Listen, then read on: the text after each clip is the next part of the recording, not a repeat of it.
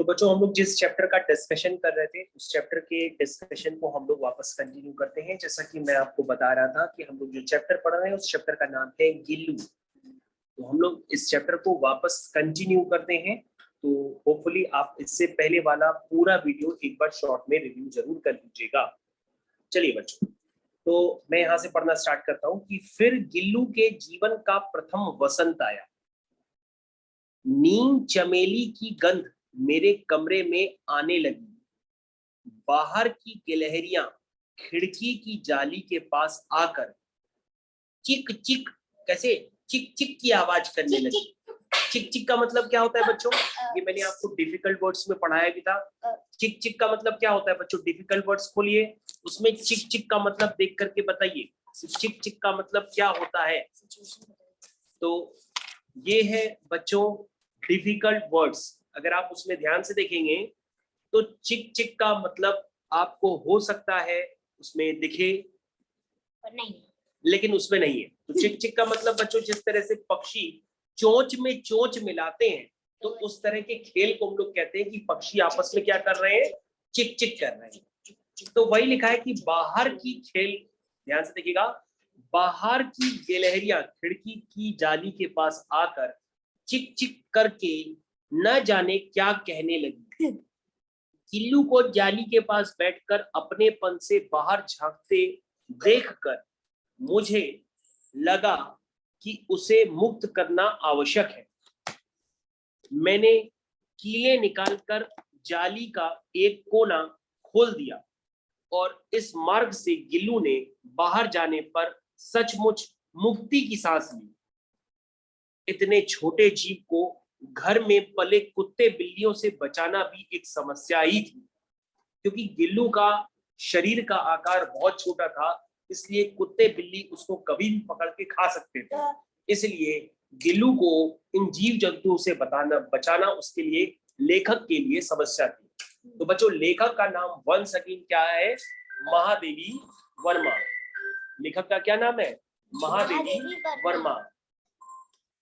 आवश्यक कागज पत्रों के कारण मेरे बाहर जाने पर कमरा बंद ही रहता है, पर मेरे कॉलेज से लौटने पर जैसे ही कमरा खोला गया और मैंने भीतर पैर रखा, वैसे ही गिल्लू जाली के द्वार से भीतर आकर मेरे पैर से सिर और सिर से पैर तक दौड़ लगाने लगा। क्योंकि ये गिल्लू की आदत थी कि महादेवी वर्मा के नीचे से ऊपर और ऊपर से नीचे दौड़ दौड़ कर उसे वो खुश करता था। तब से वह नित्य का क्रम हो गया। मेरे कमरे से बाहर जाने पर गिल्लू भी खिड़की की खुली जाली की राह बाहर चला जाता और दिन भर गिलहरियों के झुंड में नेता बना हर डाल पर उछलता कूदता रहता। नेतागिरी करता बाकी गिलहरियों की तरह।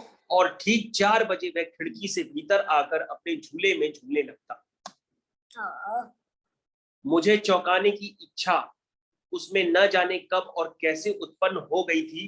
मुझे कभी फूलदान के फूलों में छिप जाता, कभी पर्दे के चुन्नट में और कभी सोन जूही की पत्तियों में। ठीक है, सोन जूही बच्चों क्या था? एक पौधा था जो गिल्लू का सबसे प्रिय था। मेरे पास बहुत से पशु पक्षी हैं, उनका मुझसे लगाव भी कम नहीं है, परंतु उनमें से किसी को मेरे साथ मेरी थाली में खाने की हिम्मत हुई है ऐसा स्मरण नहीं आता। गिल्लू इनमें अपवाद था। मैं जैसे ही खाने के कमरे में पहुंचती, वह खिड़की से निकलकर आंगन की दीवार, बरामदा पार कर मेज पर पहुंच जाता और मेरी थाली में बैठ जाना चाहता। बड़ी कठिनाई से मैंने उसे थाली के पास बैठाया, सिखाया, जहां बैठकर वह मेरी थाली में से एक एक चावल उठाकर बड़ी सफाई से खाता रहता।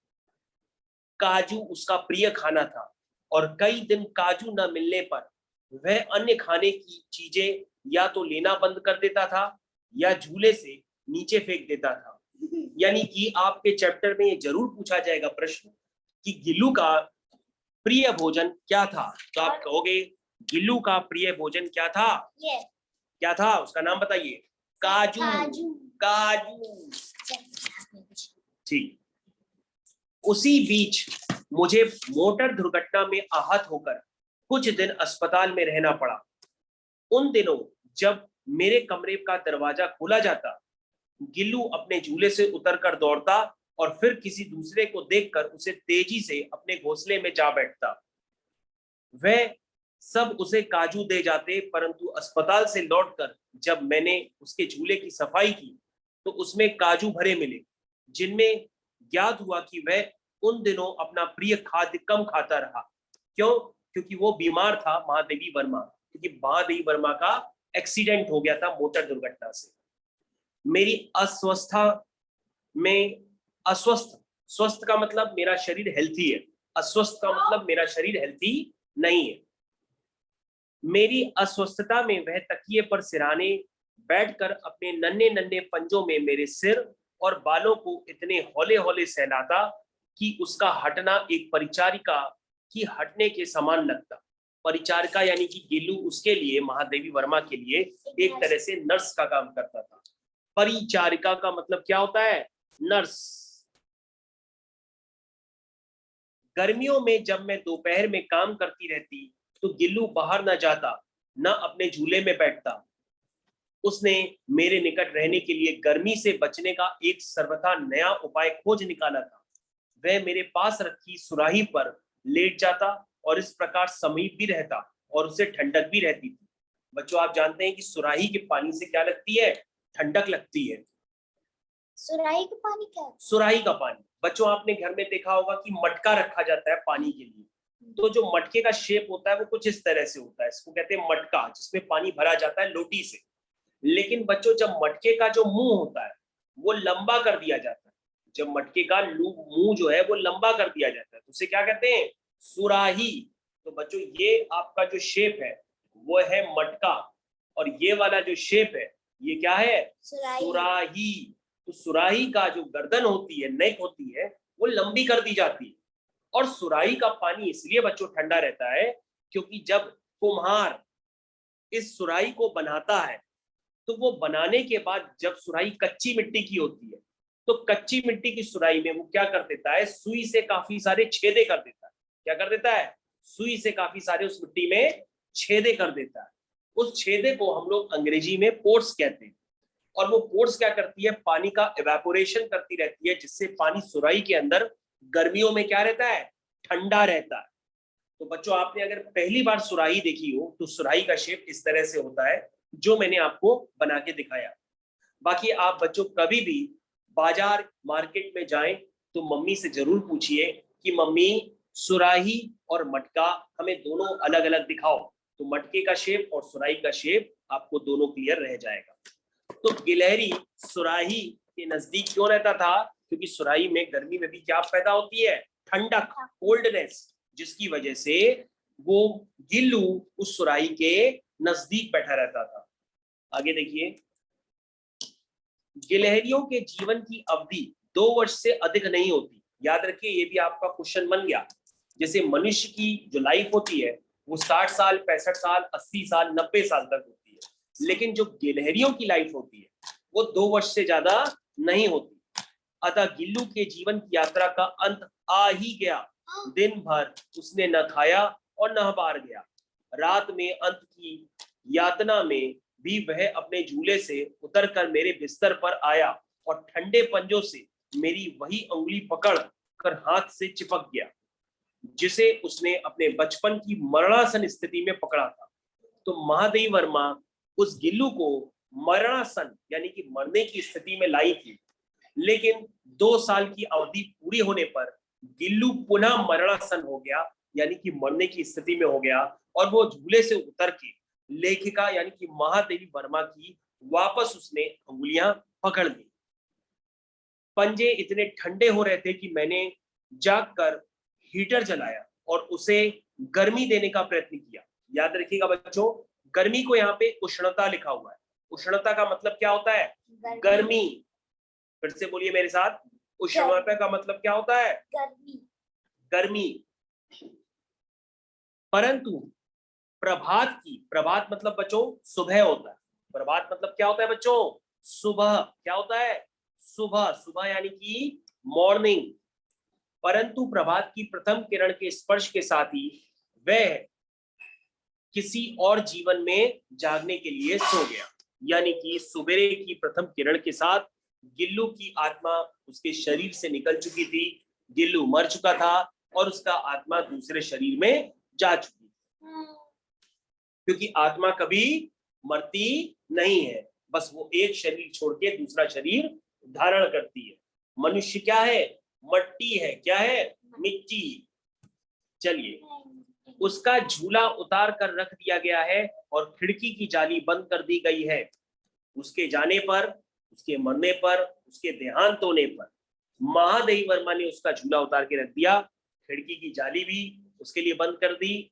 ये वही खिड़की की जाली है जिससे गिल्लू महादेवी वर्मा के कॉलेज से आने का इंतजार करता था, परंतु गिलहरियों की नई पीढ़ी जाली के उस पार चिक चिक करती ही रहती थी और सोन जूही पर वसंत आता ही रहता है। इसलिए आगे हम पढ़ते हैं, सोन जूही की लता के नीचे गिल्लू की समाधि दी गई। यानी गिल्लू को कहां दफनाया गया? सोन जूही की लता के नीचे, यानी कि जड़ के नीचे, रूट के नीचे। इसलिए भी कि वह लता सबसे अधिक प्रिय थी और इसलिए भी उस लघु घात का किसी वासंती दिन जूही के पीलाप छोटे फूल में खिल जाने का विश्वास मुझे संतोष देता था। और जैसे जैसे उस लता पर फूल खिलते थे तो महादेवी वर्मा को लगता था कि हर बार एक गिल्लू प्रकट हो रहा है, उसको देख के ये संतोष होता था। तो बच्चों, ये चैप्टर पूरी तरह से खत्म हो गया है। अब आप याद रखिए, ये चैप्टर पूरी तरह से खत्म हो चुका है। अब आप याद रखिए, इस चैप्टर को कंप्लीट करने के लिए इसके डिफिकल्ट वर्ड आप दोबारा पढ़िए और इस चैप्टर को 2 बार जरूर देखिए, तभी आपको समझ में आएगा। और चैप्टर की लेखिका का नाम एक बार जरूर लिखिए, उसका नाम है महादेवी वर्मा। महादेवी वर्मा बहुत ही फेमस लेखिका है, महादेवी वर्मा। तो बच्चों, ये स्त्रीलिंग है, महादेवी वर्मा। तो बच्चों, आपके यहाँ पे क्वेश्चन आंसर्स भी दिए गए हैं, जिसका आंसर आप खुद से करेंगे और मेरे को उसको चेक करके दिखाएंगे। जैसे गिल्लू किसका नाम है? गिलहरी का। ठीक है, समझ में आया? पहले प्रश्न का क्या उत्तर देंगे? गिल्लू किसका नाम है। तो बच्चों, प्रश्न का उत्तर पूरा देना होता है। जो आप लिखेंगे उस गिल्लू उस गिलहरी लघु का नाम है। लघु गिल्लू उसका लघु शब्द है। तो बच्चों, यहाँ पे कई सारे प्रश्न हैं। गिल्लू का प्रिय भोजन क्या था? तो सिर्फ काजू नहीं लिखेंगे, स्कूल में लिखेंगे गिल्लू का प्रिय भोजन था काजू। गिल्लू का, ऐसे नहीं, गिल्लू का प्रिय भोजन काजू था। गिल्लू का प्रिय भोजन क्या था? काजू। गिल्लू की उम्र कितनी थी? 2 वर्ष। तो आप लिखोगे गिल्लू की उम्र 2 वर्ष थी। गिल्लू की उम्र, पूरा लिखिए, स्टेटमेंट पूरा लिखना होता है एक स्कूल में। गिल्लू की उम्र 2 वर्ष थी। ठीक है, तो बच्चों ये सारे आपको पता होने चाहिए। गिल्लू कहानी की लेखिका का क्या नाम है? महादेवी वर्मा। फिर आधा स्टेटमेंट, पूरा स्टेटमेंट देना है। गिल्लू कहानी की लेखिका का नाम महादेवी वर्मा है। स्कूल में पूरा स्टेटमेंट आप देंगे, लिखेंगे गिल्लू कहानी की लेखिका का नाम महादेवी वर्मा है। तो ध्यान देना, यहाँ पर है लिखा हुआ है तो आप यहाँ पे अंत में है ही लिखेंगे, और ये नहीं लिखेंगे कि महादेवी मिश्रा था। महादेवी मिश्रा नहीं है, महादेवी वर्मा था। कई लोग भूल जाते हैं कि महादेवी वर्मा है कि महादेवी मिश्रा है कि महादेवी शुक्ला है। आप क्या बोलेंगे? महादेवी वर्मा। चलिए बच्चों, तो इस तरह से बाकी 2-3 जो प्रश्न बचे हैं आपको खुद उसको कंप्लीट करना है। इस चैप्टर को जरूर आप फिर से पढ़िए ताकि ये चैप्टर आपका सिलेबस में पक्का हो जाए। और अगर आपको समझ में आ जाए तो लाइक, शेयर और सब्सक्राइब करना बिल्कुल ना भूलें। Thank you.